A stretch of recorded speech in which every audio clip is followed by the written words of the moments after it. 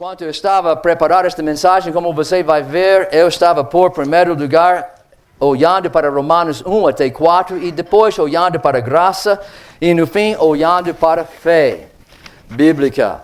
Mas enquanto eu estava a trabalhar, depois de enviar isso para a impressora, eu descobri que não é melhor, antes de falar sobre Romanos 1 até 4, o poder do Evangelho, temos que acertar certas coisas sobre fé, no contexto da Bíblia e sobre graça. Então vamos tratar primeiro fé, depois graça e depois Romanos 1 até 4, na luz dessas coisas que nós vamos estudar.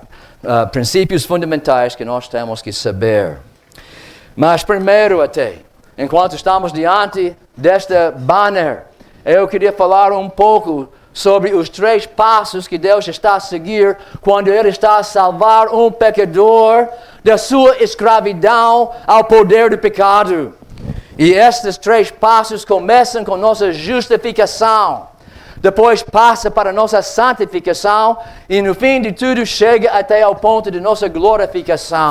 Agora, o que é este primeiro passo de justificação que Deus está a cumprir por meio da sua palavra quando Ele está a justificar um pecador? Justificar quer dizer que está a tornar aquele pecador justo nos olhos deles. Ele está a livrar ele da penalidade do pecado, de modo que ele possa ser vestido agora com a justiça de Jesus Cristo, que ele não merece, mas está dado a ele gratuitamente por meio de Jesus Cristo. E ele pode aparecer na presença de Deus agora sem mácula, sem falha, e pode gozar uma reunião, uma reconciliação com Deus. E como é que ele faz disso? Ele faz isso segundo Romanos capítulo 3, que nós vamos ver em breve, no fim desta mensagem. Ele faz disso por meio de suscitar dentro dele uma fé no Evangelho de salvação pela graça. E quando Deus está a ver esta fé suscitando dentro dele pelo poder do Espírito Santo, pelo poder de Deus próprio, pelo poder de Jesus Cristo, Ele está a tomar em conta esta fé como se fosse a justiça de Jesus Cristo. Está a transferir o pecado do pecador para a conta de Jesus, está a transferir a justiça de Cristo para a conta do pecador. De modo que agora, quando Deus está a olhar para aquele pecador, Ele não está a ver nenhum pecado, só está a ver a justiça perfeita de Jesus Cristo. Mas quando Ele está a olhar para Jesus Cristo, agora Ele está a ver todos os pecados que este pecador cometeu. E Jesus Cristo tinha que sofrer o castigo do pecado no lugar desta pessoa. E é assim como Deus está a organizar justificação pela graça por meio da fé. E nota esta, é por meio da fé, não por causa da fé. Muitas pessoas pensam que sua fé é uma virtude que eles estão a suscitar dentro de si mesmo, pelo qual eles estão pelo menos merecer esta grande bênção de salvação por meio de Deus. Meus amigos, esta não é correto. Não há dúvida, nenhuma pessoa pode suscitar por si mesmo esta fé que nós precisamos. Vamos ver isso em breve em Efésios capítulo 1, versículo 18 e 19. Esta é uma coisa que nós temos que receber de Deus. Então o homem não está salvo por causa de sua fé, porque sua fé vem de Deus. Está salvo por meio de sua fé. E nós temos que entender que fé é como aquele canudo que nós estamos a receber quando nós estamos a comprar um pacote de sumo. Nós temos este vazio dentro da nossa barriga. Estamos a chegar à geleira para tirar este pacote de sumo, para encher este vazio na nossa barriga. Mas primeiro nós temos que ter uma maneira de tirar aquele sumo de lá para transferir para nosso estômago. Então as pessoas que fabricam este pacote também estão a incluir um canudo. E este canudo tem que ser colocado na nossa boca e depois nós estamos a chupar. E deste líquido está a passar do pacote até nosso estômago e até o fim do processo. Nosso estômago está cheio de sumo e nosso vazio está aqui naquele pacote. Canudo é simplesmente alguma coisa fornecida pela fábrica que fez aquela sumo, que é a justiça que nós precisamos de Deus, de Jesus Cristo. Jesus Cristo, a fé é aquele canudo pelo qual a justiça de Jesus passa para nós. E nossos pecados passam para Ele. Então, este é o sentido de ser declarado justo nos olhos de Deus por meio da fé. Mas, logo, quando Deus está a ver esta fé num pecador, não está a transmitir apenas esta justiça de Jesus Cristo para a nossa conta, mas Ele também continua, naquele mesmo momento, Ele está a dar a cada pessoa que tem fé em Jesus Cristo, aquele dom tão precioso do Espírito Santo habitando dentro dele. Romanos 8, 9 diz que se alguém não tem o Espírito Santo, não tem nada a ver com Jesus Cristo. Não há cristão que não recebeu este dom do Espírito Santo. Não há ninguém que está justificado por fé que também não recebe o Espírito Santo. E nós notamos o fruto do Espírito Santo trabalhando dentro de nós. Porque quando nós temos este Espírito Santo, a primeira coisa que Ele faz, Ele mata aquela natureza maligna e amaldiçoada que nós recebemos do nosso pai, Adão, quando ele comeu aquela fruta da árvore do conhecimento do bem e do mal. E ele começa a trabalhar dentro de nós, dando-nos uma nova natureza que agora aborrece os pecados que antigamente nós gostávamos e está a inclinar-se cada vez mais desejando as boas coisas que Deus gosta. E por causa disso, quando Deus está a justificar o pecador, Ele está justo nos olhos de Deus. Mas pode não ser justo nos olhos de qualquer pessoa. No princípio, a esposa vai dizer, ainda é um homem difícil. Os filhos vão dizer, nosso pai é difícil. Mas ao longo do tempo, se ele realmente tem o Espírito Santo muda a sua vida. E ele começa a ter uma justiça até, não só nos olhos de Deus, mas nos olhos de todos os seus colegas. Estão a reconhecer, meu vizinho não é aquele homem que era. Esta colega não é quem ele era. O filho está dizendo, meu pai não é aquele pai que eu tinha. Por quê? Porque como Gálatas 2:20 diz, a vida que eu vivo agora, eu vivo pela fé em Jesus Cristo que morreu para mim. Então ele está em Cristo e Cristo está nele. E não é possível isso acontecer sem mudanças. Então, outra vez, na justificação, o homem está livrado da penalidade do pecado. Na santificação, está livrado do poder dominante do pecado. Mas não está perfeito. Perfeição está a esperar. Aquela terceira etapa. Enquanto ele está a andar, crescendo na fé, crescendo na nova natureza, crescendo nos seus desejos para justiça, duas coisas vão acontecer. Ele vai ser melhor e melhor e melhor nos olhos das outras pessoas. Mas é possível que nos seus próprios olhos ele vai ver a grande golfo, aquela grande distância que existe entre ele e a perfeição de Jesus Cristo. Vai parecer às vezes que ele está mais longe de Cristo do que antes na sua aperfeiçoamento. Mas apenas porque ele está a conhecer Cristo melhor do que ele conhecia antes. Está a reconhecer que o padrão que eu estou a seguir, nunca vou apanhar. Até o dia quando ele está a jazer, quando ele está deitado no seu sepulcro, e depois ele está a ouvir a voz de Jesus Cristo, como Lázaro ouviu. Venha para fora! E não se importa se ele está enterrado em vez de 10 quilômetros de água no mar, ou no fundo de um poço, numa mina, na terra. Aquelas moléculas dispersas, pelo poder milagroso de Deus, vai começar a reconstituir-se e de uma maneira milagrosa e impossível para explicar fisicamente, ele vai receber um novo corpo, ele vai subir daquela terra, vai subir daquela mar, vai continuar até que está a reunir-se com Jesus Cristo lá nos céus e no fim de tudo ele vai estar naquela cidade celestial, reinando com Jesus Cristo para todo o sempre, fora da presença do pecado, nunca mais pecando por si mesmo e também não precisando de suportar o pecado de qualquer outra pessoa. Porque lá naquela Nova Jerusalém, todos são perfeitos. Mas perfeição, aperfeiçoamento perfeito tem que esperar até o dia de nossa glorificação. Então, Temos justificação, santificação, glorificação. Justificação, sendo livrado da penalidade do pecado. Santificação, sendo livrado do poder dominador do pecado. Glorificação, sendo livrado da presença do pecado.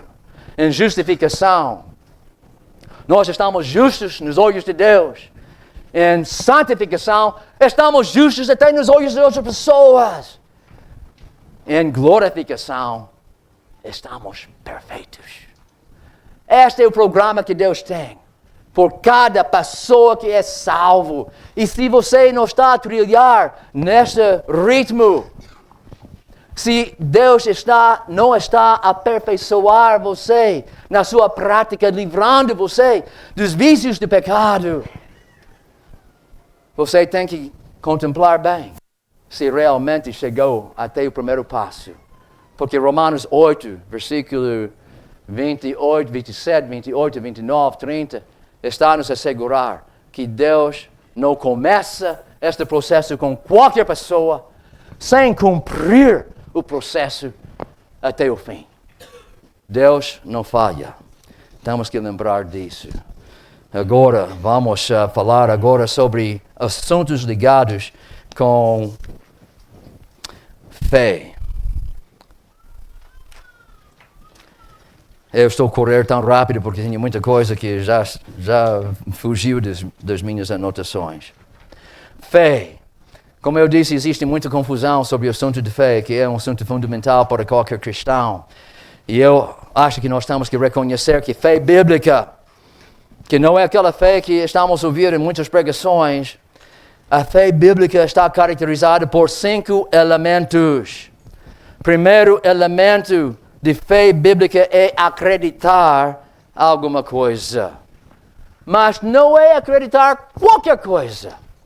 Acreditar qualquer coisa, qualquer religião falsa, qualquer burlador, qualquer enganador. Esta é tolice. Não é fé bíblica. Muito menos fé não é acreditar em nossos próprios sonhos e desejos, como algumas pessoas pensam. Por meio de fé, eu vou conseguir ser a pessoa mais rica dentro da minha aldeia. Por meio de fé, eu vou conseguir ser uma pessoa muito forte. Eu nunca vou adoecer, sempre vou ter muita força, não vou envelhecer. Por meio de fé. Não, não é isso. Esta não passa para mais do que idolatria. Pessoa usando a palavra fé, não para seguir o propósito de Deus na sua vida, mas para seguir os seus próprios propósitos e ganhar o que Ele quer. E não necessariamente o que Deus quer. Sempre fé está subordinado à vontade de Deus. Está a procurar acima de tudo o que Deus quer. E talvez Deus não quer que esta pessoa seja o mais forte e mais rica pessoa na sua aldeia. Talvez Deus quer que esta pessoa esgotar seu esforço e sacrificar sua saúde, sendo um missionário para um lugar insalubre, onde ele vai ter uma vida curta. Os primeiros 5 missionários da Inglaterra que chegaram na África, todos morreram antes de dominar a língua.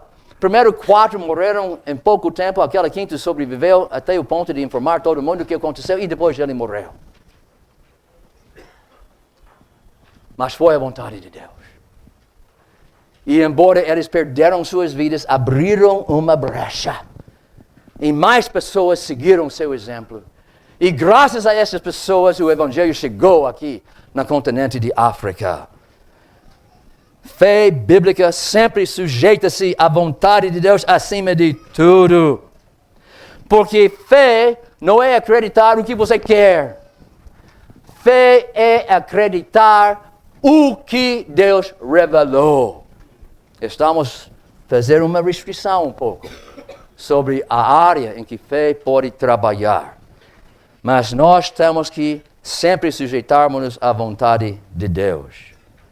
E ao lugar onde Deus está a revelar, na forma mais clara, mais concreta, sem menos dúvidas e possibilidades de perversão e tudo, está na Bíblia. Nós temos que sujeitarmos-nos à Bíblia.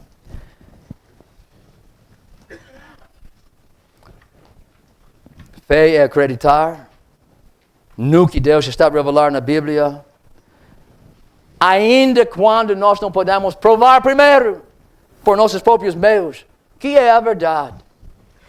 Lembra aquele exemplo de Tomé? Jesus tinha dito, eu vou chegar lá em Jerusalém, vou ser entregue aos líderes religiosos, depois vou ser entregue aos romanos, vou ser crucificado, vou morrer, vou deitar-me no sepulcro, mas 3 dias depois eu vou ressuscitar. E quando os discípulos chegaram a Tomé dizendo, é verdade, vimos ele, ressuscitou-se. Tomé disse, não vou acreditar, até que eu possa pôr meus dedos nos furos das suas mãos, e minha mão dentro da ferida no seu lado, eu não vou acreditar. E lembra o que Jesus disse? Quando ele apareceu 7 dias mais tarde ao Tomé. Ele disse, vem Tomé, ponha as suas mãos aqui no meu lado. E Tomé disse, meu Deus e meu Senhor. Mas Jesus tinha que repreender ele por sua incredulidade. Ele tinha falado, porque Tomé não acreditou. E depois ele disse, Tomé, você está a crer porque agora você está a provar o que eu tinha dito? Bem-aventurados aqueles que não viram, mas creram. Essa é fé. Acreditar não o que nós estamos a provar por nossas próprias capacidades, acreditar o que Deus diz. Que é ainda mais confiável do que uma multidão de cientistas, do que qualquer opinião que nós temos ou os peritos têm. A quarta coisa ligada com fé verdadeira é isso. É acreditar o que Deus diz com toda a sinceridade. Até ao ponto de nós começarmos a agir conforme o que nós dizemos, eu acredito. Tiago fala sobre esta fé que não produz fruto. Eu digo que se eu estivesse convencido que esta tenda estava a encher com um gás tóxico e que dentro de 10 minutos todos nós vamos ser mortos se nós não estamos a fugir. Talvez está a entrar aqui um fumo amarelo e eu estou a pensar, um veneno aqui. Se eu estou convencido, eu vou dizer a cada um de vocês, temos que fugir. E sabe? Eu vou ser a primeira pessoa para fugir. Eu não vou ficar aqui esperando enquanto todo mundo está a sair. Por causa desta crença, eu também tenho que fugir. Fé verdadeira, fé que vem de Deus, fé salvadora, sempre produz ação correspondente com o que nós professamos com nossa boca. E realmente foi Tiago, em capítulo 2, versículo 14. Vamos poupar isso para um pouco mais tarde. Estou a adiantar-me um pouco. Então, fé é acreditar no que Deus disse, ainda quando nós não podemos provar isso por nós próprios, até ao ponto de agir de uma forma que corresponde com o que nós dizemos que nós acreditamos. Mas aquela quinta coisa imprescindível para ser uma fé bíblica é isso. A razão por que nós acreditamos é porque nós conhecemos nosso Deus. Conhecemos que nosso Deus é fiel. Confiamos na fidelidade de Deus. Sabemos que Ele não está a mentir. Sabemos que Ele não está enganado. Sabemos que Ele não está confuso. Sabemos que Ele nunca está a fazer erros. Sabemos que Ele tem todo o poder para cumprir tudo quanto Ele está a dizer na sua palavra. Então, a fé bíblica tem como seu alicerce os atributos do nosso Deus. E é por causa disso que fé é muito importante, porque quando nós estamos a duvidar, quando nós não temos fé, estamos a mostrar que realmente nós não estamos convencidos que Deus não faz erros. Deus, você está confuso esta vez. Deus, você está a prometer alguma coisa que você não pode cumprir. Deus, você está a me enganar. Sabe o que é isso, esta falta de fé nos olhos de Deus? Um insulto. Você não crê em mim? Depois de tudo que eu fiz na sua vida, transformando a sua vida, eu espero que nós conheçamos o Deus verdadeiro. Porque é o conhecimento de Deus que é a medida, nossa fé é a medida do nosso conhecimento de Deus. Se temos fé fraco, nós não conhecemos Deus. Se temos um conhecimento íntimo e bem desenvolvido de Deus, porque nós estamos a andar pela fé, estamos a provar tantas vezes a fidelidade de Deus, nós vamos ter fé forte. Então, a medida de sua fé é a medida em que você conhece seu Criador. Temos que ter esta fé, é importante, porque sem fé não pode agradar a Deus, sem fé não pode ser salvo, sem fé não pode esperar respostas às orações, sem fé nunca vai ser santificado, sem fé não vai realizar todas as coisas que Deus está a prometer para as pessoas que estão a confiar nele. Lembra o que ele disse, seja-vos feito segundo a vossa fé. Sem fé nós não vamos ver o poder de Deus operando acima da nossa capacidade normal. Só vamos conseguir as coisas que qualquer homem faz. Sem fé, nós não vamos experimentar aquelas delícias de esperança, ainda quando todo mundo está desesperado. A delícia de paz, quando todo mundo está a ficar aflito e atônito. Aquele gozo que não pode murchar, porque nossos olhos estão fitos nas promessas de Deus e no nosso Deus, não nas circunstâncias ao nosso redor. E aquela confiança que nós precisamos para servir Deus. E aquela obediência que é imprescindível para qualquer pessoa que imagina que eu sou santificado. Mas eu tenho que avisar sobre dois tipos de fé falsa. Aquele primeiro tipo é que eu estou sempre a tentar tratar em Tiago, capítulo 2, versículo 14 até 26. Nós estudamos esses trechos detalhadamente no ano passado, gastamos 2 horas falando sobre esses assuntos de fé. Mas em Tiago, capítulo 2, estamos avisados sobre um tipo de fé que engana pessoas. Quando alguém está a dizer com sua boca, eu acredito isso ou aquilo. Mas não há mudança. Não há obras correspondentes com o que ele está a dizer que ele está a acreditar. E Tiago está a dizer no versículo 14, versículo 17, versículo 20, versículo 26, ele está a dizer, esta fé é algo morta, é fé morta, é fé inútil, é fé que não serve. Nós não podemos ficar enganados com uma fé que só existe na nossa boca. Esta é uma fé falsa, segundo a Bíblia, que é fé superficial. Mas a Bíblia também fala sobre outro tipo de fé que muitas pessoas têm. Jesus foi próprio que estava nos avisar sobre isso, naquela parábola sobre os 4 solos, quando ele estava a falar sobre aquela semente que caiu no pedregal, e logo brotou um fruto, brotou uma planta, mas logo que estava a brotar, estava a murchar, porque não tinha raiz, e o sol estava a destruir aquela planta antes de produzir qualquer fruta. E ele disse, essas são as pessoas, segundo ele, que estão a ouvir o Evangelho, estão a receber o Evangelho com gozo, com entusiasmo. E eu digo que há muitas igrejas cheias de pessoas com entusiasmo e agitação, que não têm fé. Porque Jesus estava a falar sobre essas pessoas. Como é que nós vamos discernir essas pessoas? Porque não perseveram. Não tem raiz em Jesus Cristo, podemos dizer. Cristo não tem raiz nele. Não estão em Cristo, Cristo não está nele. E quando surgir tentações, quando surgir perseguições, eles logo largam. Porque não é Deus agarrando eles, são eles agarrando alguma coisa de entusiasmo apenas. Então temos que evitar, temos que ser sábios, distinguir a nossa congregação, as pessoas que têm fé superficial, as pessoas que têm fé temporária, e temos que esquadrinhar nossos próprios corações.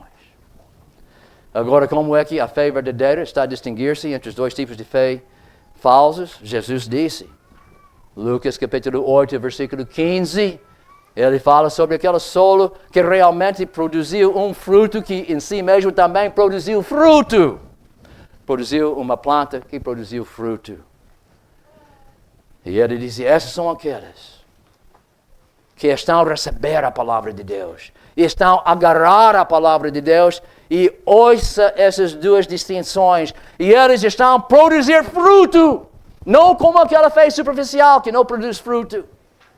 Estão a produzir fruto com perseverança. Lucas 8, versículo 15. Não é aquela fé temporária. Então nós temos que ter sabedoria, temos que ler nossas Bíblias, temos que entender que existem muitas ideias sobre fé que não prestam e não salvam. Agora, onde vem esta fé que nós precisamos, esta fé que não murcha, esta fé que é duradoura, esta fé que produz transformação? Um só lugar. Vem de Deus.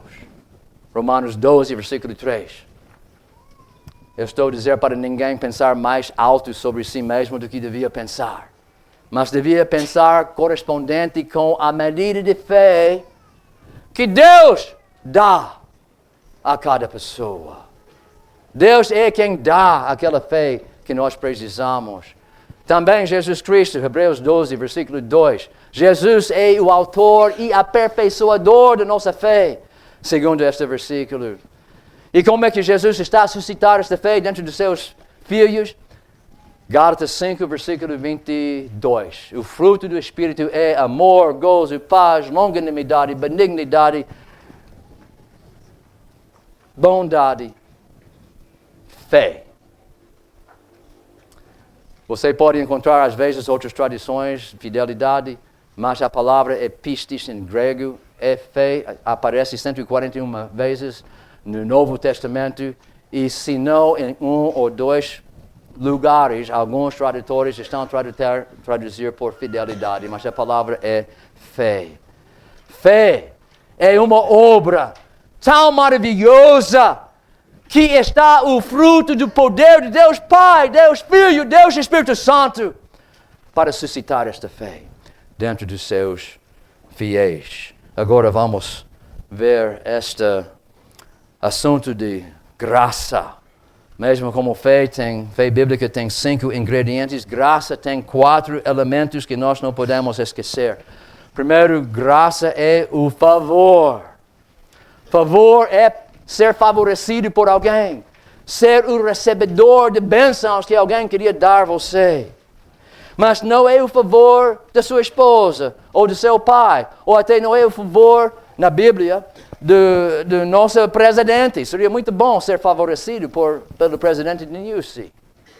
Não, é o favor de Deus.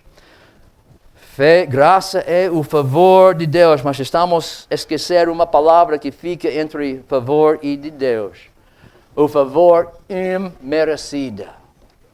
O favor imerecido de Deus. Algo que nós, de qualquer forma, não podemos merecer, não podemos comprar, não podemos organizar. Dependemos de Deus para mostrar este favor a um pecador que não tem nada com que ele pode negociar com Deus. E não só isso, mas como nós vimos no ano passado, olhando para aquela palavra hebraica, pela graça, que é aquela palavra hinam, este é o favor de Deus imerecido pelo pecador e dado a alguém sem justificação. Alguém que merece exatamente o contrário do que ele está a receber. Se você está a notar que a motorizada sua que estava no seu quintal agora desapareceu, e por 3 semanas você está a buscar em cada canto de sua aldeia esta motorizada e não está a conseguir encontrar e está a decidir, então eu já perdi esta motorizada. Mas mais tarde você está a chegar na casa do seu empregado e lá dentro está a ver sua motorizada. Agora, se você simplesmente está a entrar lá, arrancar sua motorizada, levar para casa e não está a levar seu empregado para a cadeia, isso é misericórdia. Não está a exigir o castigo que ele merece. Mas graça é mais que isso. Com graça, quando você está a encontrar aquela motorizada dentro do quintal do seu empregado, você está a sair e desaparecer, e o empregado está dizendo, ele está a buscar aquela polícia. Agora vão entrar na cadeia. E começa a suar sangue enquanto ele está muito aflito. E depois de uma hora você está a voltar com alguma coisa na sua mão. Oi, quando você roubou minha motorizada, você esqueceu alguma coisa. Esqueceu o capacete. Isto é graça. Dando àquela pessoa o que ele não merece e algo que está totalmente contrário do que ele merece. E Jesus foi aquele que disse, se eles estão a arrancar sua camisa, dão ele também seu casaco. E assim vai ser filhos do seu Pai, porque nosso Pai é cheio de graça. Então, esta é graça. Temos que entender esses 4 elementos. Favor, imerecido de Deus, dado a alguém que merece exatamente o contrário. Segunda coisa que nós temos que entender sobre graça é isso. Graça não é só perdão de pecados, como pessoas pensam. Graça é um pacote de bênçãos. Tudo quanto nós precisamos para a salvação vem pela graça. Quando estamos a ler a Bíblia, estamos a descobrir que nós somos ignorantes. Não há ninguém que pode pensar os pensamentos de Deus sem Deus mandar alguém para explicar o Evangelho a ele. Mas você sabe que isto não basta. Para o Evangelho ter efeito, não é só aquela pessoa explicando alguma coisa o melhor que ele pode explicar. Precisa uma coisa muito mais que isso. E foi por causa disso quando Jesus, em Mateus 9, último versículo, estava a ver os samaritanos chegando em volta dele, totalmente perdido, não sabendo nada, cheio de ignorância. Ele não disse, vocês falam com eles, explique o que eles precisam de saber. Há uma coisa que tem que acontecer primeiro. E é isso que ele disse. Rogue ao Pai de Seara que ele mande pessoas, ceifeiros, na sua ceifa. Porque se Deus não está a mandar, ele pode falar, mas não vai ter efeito. Só Deus tem o poder de fazer aquele evangelho transformar nossa vida. E Deus, naquele dia quando eu ouvi o evangelho e comecei a despertar-me, foi porque Deus mandou aquela pessoa. Ele não sabia. Mas eu sei que ele mandou ele, porque quando ele falou, depois de 20 anos de ouvir tantas coisas na igreja, meu coração foi penetrado. É Deus que supera nossa ignorância, mandando o evangelho e o evangelista. É Deus que está a superar nossa obtusidade espiritual, porque ainda ouvindo ele, a pregação dele para o homem natural é nada mais do que loucura. 1 Coríntios 1, 18 diz, porque a pregação do Evangelho é poder para aqueles que estão salvos, mas para os que estão a perecer é loucura. Por que é loucura? Ele explica isso um pouco, os versículos mais tarde, capítulo 2, versículo 14. Porque as coisas de Deus se entendem espiritualmente. E o homem natural não tem o Espírito de Deus. Então Deus tem que dar ele, por seu próprio Espírito Santo, iluminação para começar a compreender o Evangelho, que sem isso é só loucura. Mas ainda entendendo o Evangelho, por causa do seu ceticismo, ele pode dizer, não é verdade. É um mito. Ele precisa de fé. E já ouvimos onde vem aquela fé, não é? Deus Pai, Deus Filho, Deus Espírito Santo. Ele precisa desta fé e Deus está pronto de dar esta fé. Segunda coisa, terceira, quarta coisa, ainda se ele está convencido por Deus que é verdade, há um problema com nossa vontade. Nossa vontade está quebrantada. nós gostamos de engolir a podridão do pecado. E quando qualquer coisa doce de Deus está entrando na nossa boca, vomitamos. Nós não queremos isso. Não sente bem no nosso estômago. Porque próprio Jesus Cristo disse que nossa vontade é tão avariada que ninguém pode vir a mim se o Pai que me enviou não o trouxer. Então Deus tem que também fazer este homem que está viciado com o pecado, que odeia as coisas boas para a sua vida espiritual, Deus tem que atrair ele para a cruz de Jesus Cristo, onde ele pode ser salvo. Deus também está a superar nosso coração impenitente. Segundo Timóteo 2, 24 até 26, fala sobre o fato que o servo do Senhor tem que ser manso com todos e muito paciente, explicando até as pessoas que estão a contrariar-se com ele, esperando que Deus possa dar-lhe arrependimento até ao ponto de entender a verdade. E desprender-se dos laços de Satanás. E começar a seguir Jesus Cristo. Quem tem que fazer isso? Se Deus possa dar ele arrependimento. Então, pacote, meus amigos, graça é um pacote de bênçãos. Que todos vêm juntos. Quando Deus está a determinar, eu vou salvar aquele pecador. Eu vou tornar ele o objeto da minha graça, meu favor imerecido para ele. E eu vou concluir esta parte, para começar com Romanos 1 até 4.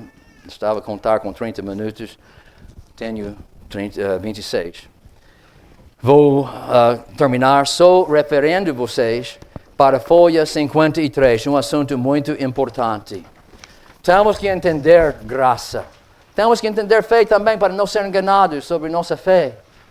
Não ter uma fé falsa, pensando que tudo é bom comigo, quando é uma fé falsa. Ou com nossas ovelhas na nossa igreja. Mas ponto 8, pode estudar isso em casa.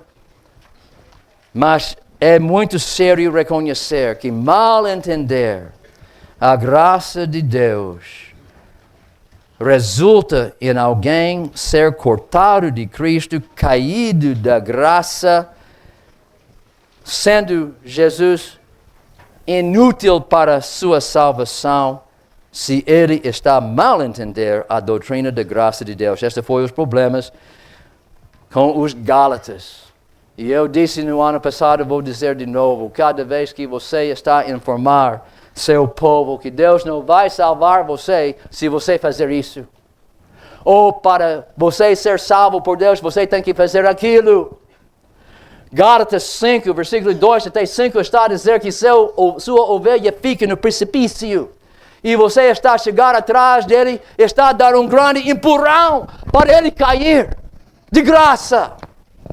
Cada vez que você está a ensinar ele que sua salvação e sua perseverança na fé depende das boas coisas que ele está a fazer. Depende do favor de Deus. E esse favor de Deus vai transformar sua vida, sem dúvida. Mas a pessoa que está a confiar em qualquer coisa que ele faz ou não faz para sua salvação, porque o seu pregador está sempre a pregar nesta maneira nos seus ouvidos, está cortado de Cristo. Está caído de graça. E Deus não serve nada para a sua salvação. E há muitos pastores que estão a fazer isso nas vidas das suas congregações. Então esta é a doutrina da graça. Salvação pela graça por meio de fé. Agora vamos chegar até Romanos capítulo 1. Pode abrir suas Bíblias. Vamos ter 30 minutos quase para tratar o assunto. Revisão, resumo de Romanos 1 até 4. Vamos começar com a primeira introdução de Paulo, quando está a apresentar seu evangelho. E ele tem essas coisas para dizer no versículo 7. E se eu ler todo este versículo, é uma só frase na língua grega, mas é 113 palavras. Enquanto Paulo está a multiplicar as glórias de Deus que ele está a operar na vida dele e na vida de todos os cristãos, mas para nós apanhar este ponto, eu vou simplificar, vou reduzir até 31 palavras. Paulo, versículo 1. Última parte. Separado para o Evangelho de Deus. Versículo 3. Acerca de seu Filho. Versículo 5. Pelo qual recebemos a graça e o apostolado para a obediência da fé entre todos as gentes pelo seu nome. Nota qual é o supremo propósito que Paulo está a mencionar pelo Evangelho. Para você não entrar no lago de fogo. Isto é importante. Para você gozar uma ligação abundante, vida abundante com Deus. Isso é também muito importante. Mas ele não menciona essas coisas. Menciona o que é talvez não seu alvo em ir à igreja, mas é o alvo de Deus quando Ele salva qualquer pessoa. É para produzir a obediência entre todas as nações. Mas agora como vai chegar a este ponto de ser obediente? Primeiro começa com fé. Lembra? Fé é acreditar na palavra de Deus, até antes de conseguir provar isso por sua própria ciência e entendimento, até ao ponto de mudar sua maneira de viver. Quem tem fé viva é obediente. Mas precisamos mais que isso. Porque nascemos com uma natureza tão corrompida, tão perversa, que obedecer é ainda impossível sem o Espírito Santo que Deus está a nos dar. Para matar aquela natureza antiga, segundo Romanos 6, versículo 6, como vamos ler esses próximos dias. Para matar esta natureza maligna e estabelecer dentro de nós uma nova natureza. Segundo Filipenses 2, versículo 13. Deus operando dentro de nós, tanto o querer como o efetuar, como obedecer, segundo sua vontade. É isso que nós temos que ter, é imprescindível. Este é o propósito de Deus no Evangelho. E se este não é o propósito de você, se você como o pastor só queria conseguir salvar esta pessoa do inferno, e não se liga com a obediência dele, você está a falhar no propósito mais importante nos olhos de Deus. Nossa obediência. E também esta pessoa, até que está a tornar-se obediente, vai arruinar sua vida constantemente por causa de sua desobediência. Mas note isso. Há uma coisa escondida nesta frase, pelo seu nome, quando nós estamos tentando entender. Por quê? Qual é o motivo supremo de Deus? Sei que o propósito é que nós sejamos obedientes, mas qual é o motivo que está a impulsionar ele a fazer tudo isso? E o problema é a preposição em português por. Por tem muitos sentidos. Por meio de, por causa de, a favor de. Pode ter muitos sentidos, mas vocês entendem cada um. Se eu estou a dizer que este rapaz faz tudo pela sua noiva, você entende o que é esta palavra? Quer dizer que tudo quanto ele está a fazer, ele faz para ela. Se ele está a dormir à noite, é para sonhar sobre ela. Se ele está a respirar, é para sussurrar doces nos ouvidos dela. Tudo que ele fez é por amor dela, é para ela. E também Deus está muito interessado em tudo que Ele está a fazer por seu povo. Não é primeiramente para nós. Temos que aprender que Deus não criou Jesus Cristo para nós. Ele criou a nós para Jesus Cristo. Amém. Nós somos aquela herança que Deus está a preparar para dar seu Filho Mas existem certas culturas onde os pais estão a organizar o casamento dos seus filhos. E se um pai está realmente a amar seu filho, você pensa que ele vai arranjar uma moça leviana, uma moça feia, uma moça infiel para dar ao seu filho? Não! Ele vai arranjar a melhor moça que existe que ele pode encontrar por causa do seu grande amor para com ele. E igualmente Deus está a preparar um povo para ser herança de Deus, de Jesus Cristo.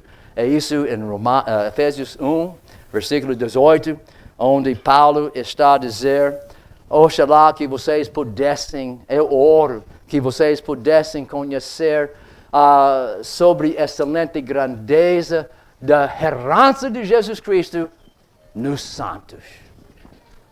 Cristo vai receber todo este mundo físico. Foi criado por Deus, por Jesus, e para ser entregue a Jesus. Colossenses 1, versículo 15 e 16. Mas este mundo inteiro, algum dia vai desaparecer. Vai ser destruído com fogo. Qual é a única coisa que vai restar quando este mundo está aniquilado com fogo? A herança de Jesus Cristo, os santos que Deus está a preparar para entregar seu Filho. Então, o Evangelho existe por amor do nome de Jesus Cristo, que este nome de Jesus Cristo pode ser levantado e glorificado em toda parte do mundo para as coisas que pessoas estão a ver acontecendo na igreja, as coisas que pessoas estão a ver acontecendo na sua vida. E a pergunta é isso: seus vizinhos estão a glorificar Deus por causa das coisas que estão a ver na sua vida? Nampula está a correr para a igreja, glorificando Deus por causa das coisas que estão a ver na igreja evangélica em Moçambique. Isto é a propósito de Deus para nós. Então Ele tem que trabalhar na sua igreja verdadeira, para conseguir este fim, porque Deus não vai falhar. Vamos olhar para o versículo 16 e 17. Porque não me envergonho do Evangelho de Cristo, pois é o poder de Deus para a salvação de todo aquele que crê, primeiro do judeu e também do grego. Agora, o mundo pode nos ridicularizar, o mundo pode nos zombar, o mundo pode desprezar o cristão. Pode insultar, pode dizer: você é primitivo, você é supersticioso, você não sabe nada, você está ultrapassado. O cristão que conhece o poder de Deus operando na sua vida, ele não vai recuar, não vai ficar abatido, porque ele conhece o poder de Deus. Mas como é que estamos a ver o poder de Deus no Evangelho? Um dia vamos estar deitados nos nossos sepulcros, e como eu disse, essas moléculas vão começar a juntar-se e nós vamos despertar, vamos sair da terra, vamos subir para os céus, vamos olhar para essas coisas embaixo de nós. Este é grande poder, não é? Quando Jesus ficou diante do túmulo de Lázaro e disse: Lázaro, vem para fora. Todo mundo fiquei admirado sobre a demonstração de grande poder que Jesus tinha.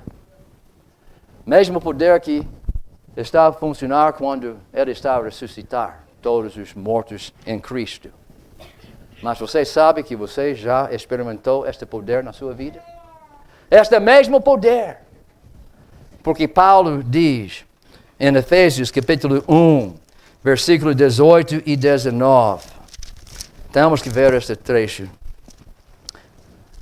Efésios 1, versículo 18 até 19. Paulo outra vez orando a favor dos Efésios, dizendo no meio do versículo 18: estou a orar para que saibais qual seja não só as riquezas da glória da sua herança nos santos, mas também para que saibais qual seja, versículo 19, a sobre excelente grandeza do seu poder sobre nós, os que cremos, graças à nossa própria virtude? Não. Segundo a operação da força do seu poder, Deus Pai, Deus Filho, Deus Espírito Santo, trabalhando juntos para suscitar esta fé que salva o pecador. Mesmo poder, versículo 20, que manifestou em Cristo ressuscitando-o dos mortos e pondo-o à sua direita nos céus. Então, este é o poder do Evangelho. E se você é salvo, não tem que esperar a ressurreição do seu corpo. Você já experimentou uma nova ressurreição quando o Espírito Santo matou sua natureza antiga e deu você uma nova natureza. Romanos 6, pelo qual você está a andar em novidade da vida. Uma morte e uma ressurreição aconteceu com sua natureza. Então ele está satisfeito. Não está a recuar diante de palavras do mundo. Agora vamos continuar. Tenho que começar a cortar o mato. Tenho 12 minutos. Ele continua falando em versículo 17, porque nele se descobre a justiça de Deus, de fé em fé, como está escrito, mas o justo viverá de fé. Como é que estamos a ver a justiça de Deus no Evangelho? Eu só vou alistar 4 maneiras. Primeiro, como ele começa a dizer nos próximos versículos, por meio da ira de Deus contra o pecado. Deus é tão justiceiro que, mesma medida em que Ele ama a justiça, pela mesma medida infinita, Ele aborrece o pecado. Então, não é possível para Deus estar na presença, o pecado estar na presença de Deus, sem suscitar a ira deste Deus tão justiceiro. Também estamos a ver a justiça de Deus na justiça manifestada na vida de Jesus Cristo, a lei servindo como testemunho que aqui finalmente vem um homem mesmo justo.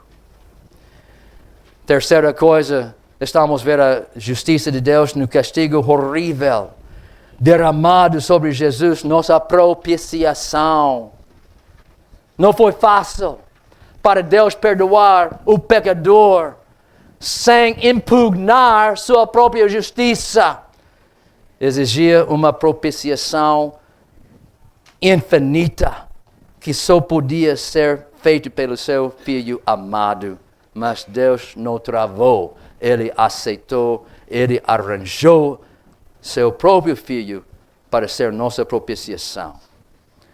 Como Paulo diz em capítulo 3, versículo 24 e 25, para ver a justiça de Deus na maneira em que Jesus tinha que sofrer. E a quarta coisa, a justiça realizada nas vidas dos seus santos. Lembra? O propósito de Deus é nossa obediência. E Ele está a trabalhar por meio do Espírito Santo para produzir o bom fruto, que só vem pelo Espírito e nunca vai acontecer. O mais religioso que sejamos, o mais que nós trabalhamos para fazer esforço maior, para ser justos, a única justiça nos olhos de Deus é aquela justiça que Jesus opera dentro de nós por meio do seu Espírito Santo. 4 maneiras em que o Evangelho está a mostrar a justiça de Deus por nossa transformação. Continuando, Romanos 1, 18 até 32, vou cortar o mato aqui. Estamos a ver como todo o mundo está desfeito diante de Deus por causa dos nossos pecados. Até aquela pessoa que vive isolada de qualquer informação sobre Jesus, nunca ouvindo o Evangelho, até sem ter oportunidade de conhecer o Evangelho, até a própria criação está a pregar a realidade da existência de Deus, e o poder de Deus, e a glória de Deus, que Ele está a ver todos os dias. Mas ele tem 3 problemas. Primeiro, ele não está a aceitar o testemunho da natureza. Ele está a suprimir isso. Ele não queria conhecer Deus. Ele preferia ter deusinhos que ele pode fazer com suas próprias mãos, esperando que agora eu possa manipular essas coisas para trazer encantos e bênçãos para mim. Em vez de buscar o Deus verdadeiro que criou tudo, incluindo Ele próprio, para servir. Ele não só servir, mas também está condenado, versículo 21, porque conhecendo que Deus existe, conhecendo os atributos de Deus, não o glorificaram como Deus, nem lhe deram graças. somos uma raça de ingratos. Somos uma raça que até é difícil sair da cama de manhã para ir adorar Deus. Por quê? No caso dos perdidos, é porque eles não têm o Espírito Santo. Espero que o cristão que tem o Espírito Santo não pode esperar até domingo. Vai chegar na igreja até antes da hora. Por causa da sua ansiedade de começar a louvar seu Deus. Então todo mundo fica condenado por causa disso. Depois estamos a ver como este castigo de Deus derramado sobre ele acontece por meio de entregar ele aos seus delusões. Deixar ele seguir o caminho que ele gosta e arruinar cada vez mais a sua vida, a vida dos seus amados. Agora, capítulo 2 fala sobre aquela pessoa que é um moralista, tem ideias altas sobre a maneira em que nós devemos viver, tem muitas regras para todo mundo obedecer, especialmente quando está a cuidar dele. Mas Paulo mostra que este interesse na perfeição humana só está uma corda para enforcar ele próprio, porque ele também não obedece às ordens que ele está a organizar para outros. Tinha mais para dizer, mas temos que andar rápido para o fim. Segunda parte do capítulo 2, ele fala sobre os religiosos. Religiosos que não têm o Espírito Santo, que só têm uma lista de regras. Eu digo que até na igreja moçambicana existem muitas igrejas que não têm muito do Espírito Santo, tem muita agitação, tem muito movimento, muito entusiasmo, mas não tem muita santidade. Mas eles têm muitas regras. Aqui ele está a dizer, essas regras não vão ajudar você. Porque o que você precisa não é uma regra que diz que você tem que circuncidar o pele do seu órgão sexual. O que você precisa é um milagre que pode circuncidar o órgão espiritual, seu coração. Todas as obras que você está a fazer na carne não prestam para nada, até que você tiver um coração circunciso. Acaba com aquela natureza com que você nasceu. Recebe a nova natureza que vem por meio de Jesus Cristo. Não podemos confiar nas regras, não podemos confiar nas leis religiosas, não podemos confiar na nossa religião, seguido carnalmente. Depois, em capítulo 3, ele está a falar sobre a realidade da depravação total, não é? Dizendo que não há quem faça o bem nenhum sequer entre os homens naturais, antes de Deus começar a trabalhar. Graças a Deus, quando somos salvos, somos feitura sua, criados em Cristo Jesus para as boas obras. Até Tito 2, versículo 14, somos zelosos para boas obras, graças ao Espírito Santo. Mas sem isso não há quem faça o bem nenhum sequer. Então ele está a chegar até versículo 21 para mostrar que cada ser humano está desfeito e não pode conseguir de qualquer forma organizar uma salvação com Deus, até não pode negociar com Deus para receber salvação, porque ele não tem nada que pode agradar a Deus. A única esperança é salvação pela graça, por meio da fé. E isso que ele está a dizer em versículo 24. Porque todos pecaram e destituídos estão da glória de Deus, sendo justificados, e vamos ser justificados, sendo justificados gratuitamente. Isso quer dizer sem precisar comprar alguma coisa, sem precisar agradar alguém, sem precisar cumprir as regras da igreja. É uma coisa que está feita sem custo, sem exigência, porque realmente nós não temos nada que podemos usar para comprar esta salvação. E depois ele continua pela sua graça. Muitas pessoas pensam que graça quer dizer livre. Não, já disse isso. Não está a repetir gratuitamente 2 vezes. Lembra, pela sua graça quer dizer o favor imerecido de Deus derramado sobre alguém que está a merecer exatamente o contrário. Então nós merecemos condenação, mas nós estamos a receber todas as bênçãos espirituais nos lugares celestiais comprado por nós por Jesus Cristo. E é isso que ele continua a dizer. Embora esta não está a nos custar nada, está a custar alguém muito. Versículo 24. Pela redenção que há em Cristo Jesus. Esta palavra redenção quer dizer que alguma coisa foi perdido e tinha que ser comprado de novo. E alguém tinha que pagar este preço. E eu digo, o preço de sua alma é infinito. Ninguém pode pagar este preço senão Jesus Cristo. Não custou você nada, mas está a custar Cristo muito. Foi torturado, foi carregado com nossos pecados. Ele disse em versículo Salmo 22, quando estava pendurado na cruz, cheio de nossos pecados, ele disse, eu sou verme. Era o príncipe de glória, sentado ao lado de Jesus Cristo. Mas agora eu sou um verme. Por quê? Porque estou coberta com seu pecado. Com meu pecado. E não só isso, mas foi abandonado por Deus. Deus meu, porque tu me desamparaste. A coisa mais difícil para aguentar. Nunca conhecia um segundo quando ele estava afastado de Deus. Mas agora Deus está a dar as costas a ele e eu sei que isto custou Deus Pai também. Para suportar esta ruptura na Trindade de Deus. Nós não podemos minimizar a grandeza do sofrimento de Jesus Cristo. Mas durou só 6 horas. Jesus é diferente do que nós.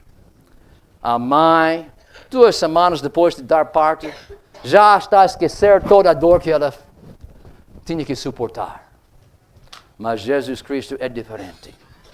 Hebreus 13, versículo 8, Jesus Cristo é o mesmo ontem e hoje e para sempre. Ele não esquece as coisas que aconteceram na cruz, como nós. Até o dia de hoje, quando está a ver suas mãos furadas, quando está a ver esta ferida no seu lado, eu estou convencido que ele lembra toda aquela agonia, lembra toda aquela angústia que ele tinha que suportar. Até como se fosse alguma coisa acontecendo agora mesmo. Eu não entendo essas coisas. Talvez estou a falar mais do que eu entendo. Desculpe se eu estou a errar. Mas eu sei que Jesus não esquece a cruz. Mesmo como ele não vai esquecer as pessoas para quem ele suportou tudo isso. Mas eu digo que ainda quando ele estava pendurado na cruz, ele tinha um gozo. Ainda quando estava sendo machucado e esmagado como propiciação de pecado embaixo do calcanhar de Deus. Embaixo da ira do homem que foi derramado sobre ele. Hebreus 12, versículo 2 diz que o mais que ele desprezou aquela desgraça, ele tinha um gozo. E para saber o que foi este gozo, temos que olhar para Isaías capítulo 53, versículo 10 até 12, onde está a dizer, ele vai ver sua prole. Ainda quando ele estava pendurado na cruz, ele conhecia cada pessoa para quem ele estava a morrer. E ele estava a ver eles não como nós somos agora, mas estava a nos ver como nós vamos estar. Estava a nos ver pessoas santas, pessoas santificadas, pessoas transformadas, não apenas justificadas. Salmo Isaías 53 diz que ele está a ver a justificação de todas essas pessoas. Mas ele sabe que nós não vamos ficar justificados, vamos ser santificados. Estava a ver a obediência da fé. Que Deus vai produzir dentro de cada um de nós por meio do Espírito Santo, que Ele está a organizar por meio da sua nova aliança no seu sangue. E Ele podia regozijar-se nisso. Oxalá que Jesus estava a olhar para a igreja de Moçambique, que Ele estava a olhar para a sua igreja, que Ele estava a olhar para você. E no meio de toda esta agonia, no meio de todo este sofrimento, que Ele podia regozijar-se nas coisas que Ele está a ver na sua igreja, na sua vida, transformada pelo Espírito. É isso que nós desejamos também, cada um de nós que amamos nosso Salvador. Vamos orar, pedindo que Deus cumpra isso em nossas vidas e nas vidas das nossas ovelhas. Vamos orar. Então, nosso Deus e nosso bondoso Pai, nós damos graças que não há um Deus como o Senhor. Até nossos pensamentos são baixos, nós não começamos a subir até o ponto de entender até uma pequena parte da grandeza da nossa salvação em Jesus Cristo. Ajude-nos a realizar mais e mais agora nesta vida tudo quanto o Senhor está a providenciar por nós.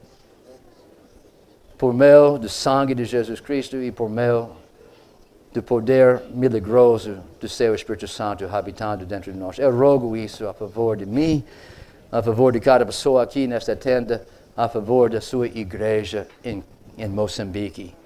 Que nós possamos ver um grande reavivamento acontecendo por causa da glória de Jesus Cristo sendo visto em nosso comportamento. Faça isso em nossas vidas, ó Deus. Amém.